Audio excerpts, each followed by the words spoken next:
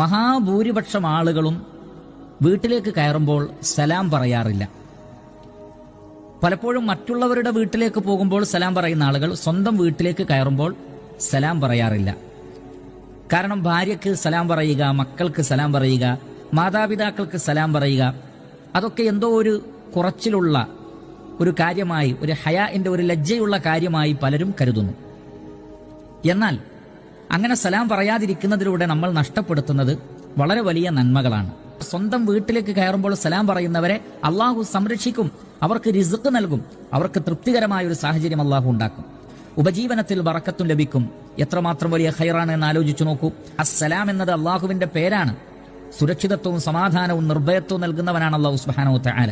അതാണ് നാം അല്ലാഹുമ്മ അൻതസ്സലാം വ മിൻകസ്സലാം എന്ന് പറയുന്നത്. അള്ളാഹുവിന്റെ നാമം ഒരു വീട്ടിൽ ഉച്ചരിക്കപ്പെട്ടാൽ അതിന്റെ മറ്റൊരു പ്രത്യേകത പിശാചുക്കൾ ആ വീട്ടിൽ നിന്ന് ഓടി അകലുമെന്നാണ്.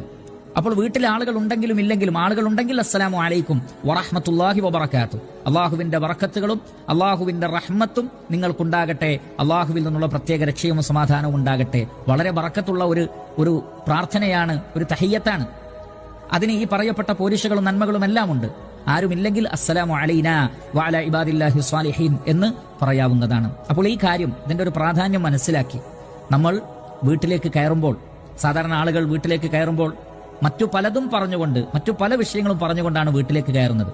എന്നാൽ നമ്മൾ ബിസ്മില്ല എന്ന് പറഞ്ഞുകൊണ്ട് വീട്ടിലേക്ക് കയറണം. അതോടൊപ്പം വീട്ടിലേക്ക് കയറുമ്പോൾ ബിസ്മില്ല എന്ന് പറഞ്ഞിട്ട് അസ്സലാമു അലൈക്കും വറഹ്മത്തുള്ളാഹി വബറകാതുഹു എന്ന് പറഞ്ഞുകൊണ്ടാണ് നമ്മൾ വീട്ടിലേക്ക് കയറേണ്ടത്.